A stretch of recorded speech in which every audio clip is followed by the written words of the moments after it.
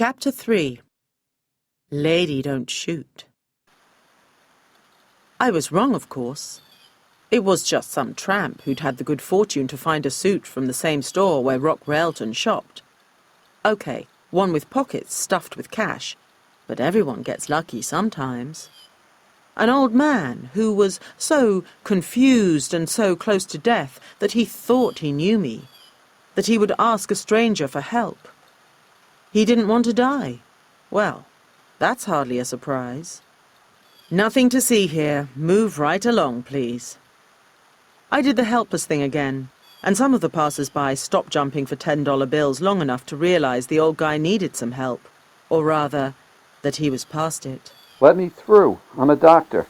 My heart beat a little faster, and I lingered just long enough to be sure he'd used the indefinite article. But the man was short and bald and rather ugly. Not at all like any doctor I'd consult. I hope. If consult is the right word. By the time I reached Nick's, I was completely composed again and ready to perform my renowned raincoat removal routine. I assured myself that the statue still hadn't moved, and then caught sight of Rock Railton walking into Nick's ahead of me. Any final doubts or worries I might have had disappeared as quick as the sun in an English summer. The doorman frowned at me when I introduced myself. Miss Malone, you're not on the list. Maybe not your list, sweetie, but I'm on nearly everyone else's.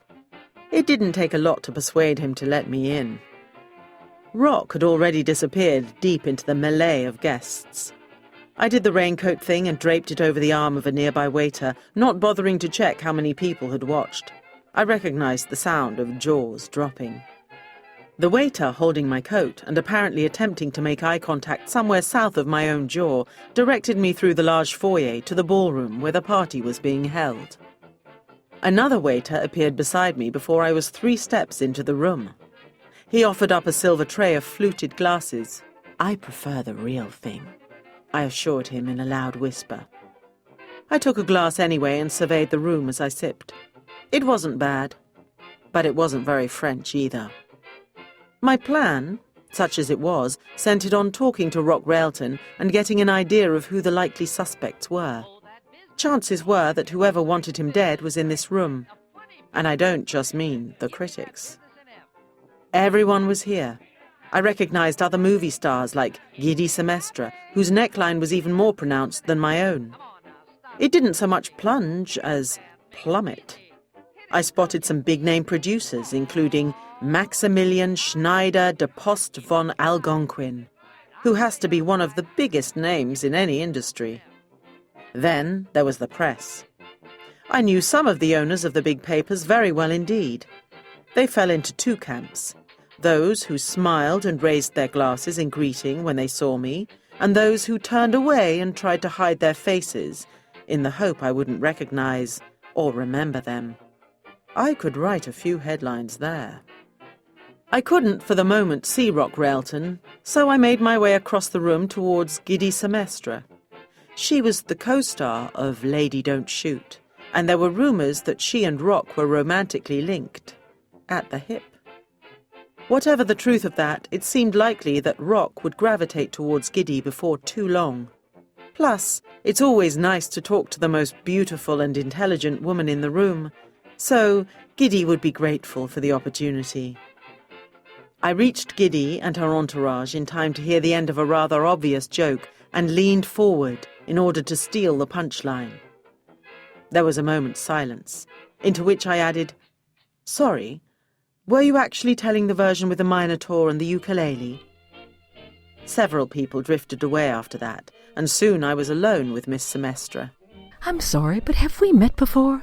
I shook my head. "I'm sure you'd remember."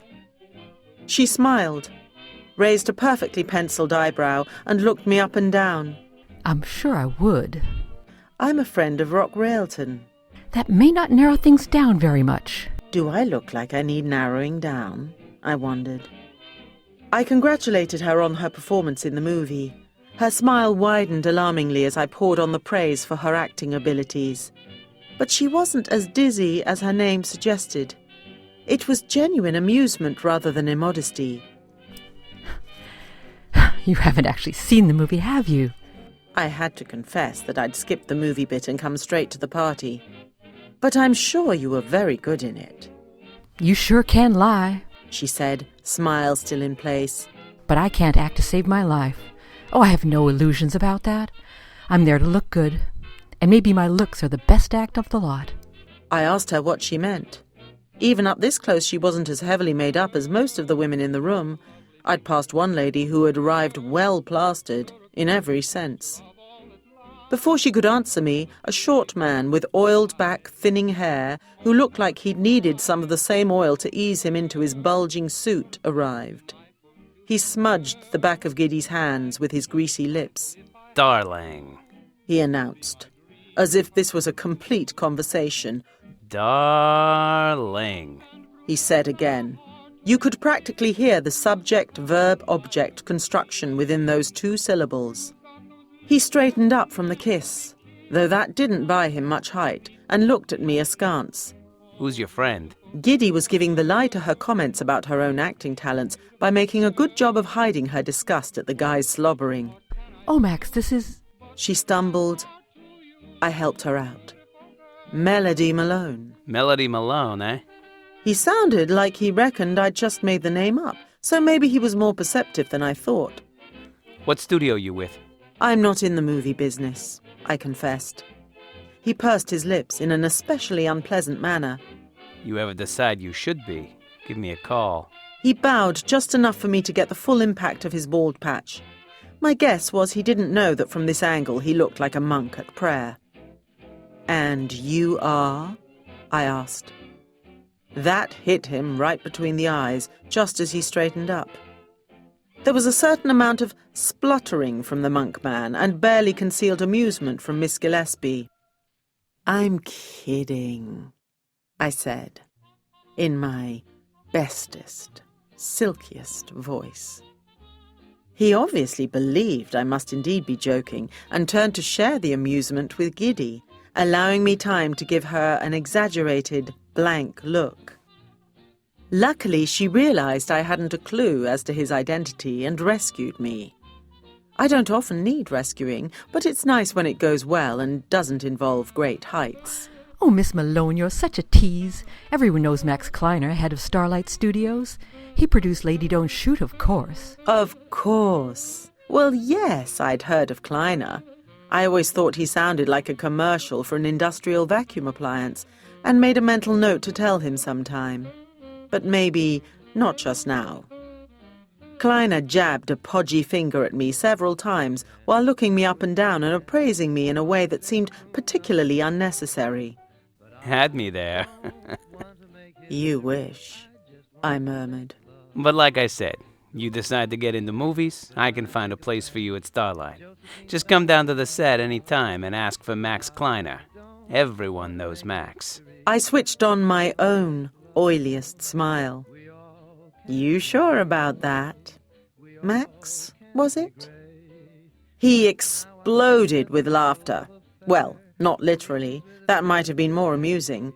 But it was a pretty extreme reaction and completely out of proportion to my admittedly witty riposte. I didn't linger. Max Kleiner was not the sort of man a woman with any choice would linger with.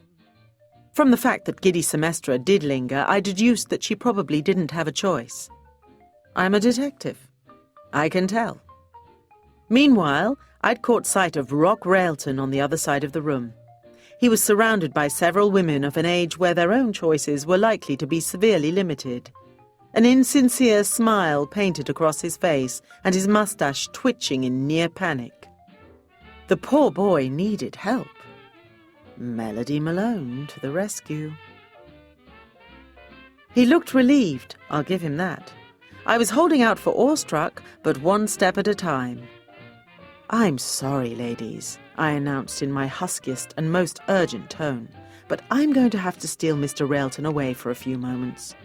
Work as well as pleasure today. I left it to them to guess which of the two this might be. From some of the looks I got, a few of them guessed correctly. I guess I owe you a thank you, Railton said as we moved off into the crowd. I guess you do. He nodded and smiled as we moved through the great and the good. Or at least the rich and the famous, which, as you can imagine, is not always the same thing. In this case, a two-circled Venn diagram would have had precious little by way of intersection. We reached a secluded corner, and he smiled. Will you at least tell me your name? I probably didn't hide my surprise as well as I usually do, because he quickly went on. I'm sorry if we've met before. I meet so many people. Over his shoulder, I could see Max Kleiner staring nervously in our direction. He excused himself from the group he was with and headed over. You really don't remember me, I nodded, understanding. Composure levels set to iceberg. Melody Malone. Well, I suppose it's been a while. I suppose it has. He pointed at me the way people do when they want to think they've realized or remembered something. Must be. How long? Oh, don't be coy. I think you remember exactly when we last met, Mr. Railton. I adjusted his necktie for him and stepped back to admire my handiwork. Kleiner had been accosted on the way over by a large gentleman I didn't yet know was Julius Grail. Corpulent, aging, and corrupt. Though I knew only two of those for certain back then, of course. He was gesturing emphatically while Kleiner sneaked furtive and worried glances at me and Rock. Yes.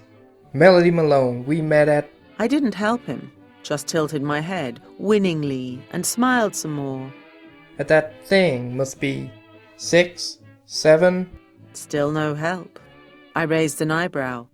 Possibly as much as... He went on. I put him out of his misery. We met at my office, yesterday afternoon. He went white. Not out of embarrassment. He really did not know who I was, and my words had genuinely shocked him. I collected a glass of champagne from a passing tray attached to a waiter and took a sip. It was unpleasantly warm. But I can understand that it slipped your memory, I said in my most understanding tone. After all, we only flirted outrageously. He nodded as if that was to be expected. I'm a detective, as you perhaps recall, and you told me someone was going to kill you. Ringing any bells yet? I didn't think it was possible for him to go any paler. But he did. He swallowed and took a step backwards, clumsily knocking into a waiter, who immediately apologized. You'll have to excuse me. I've just seen someone I recognize. He hurried away, almost taking out another waiter, 2 women, and the human bowling ball that was Max Kleiner in his haste. Must be someone you've known for less than 12 hours, then, I murmured.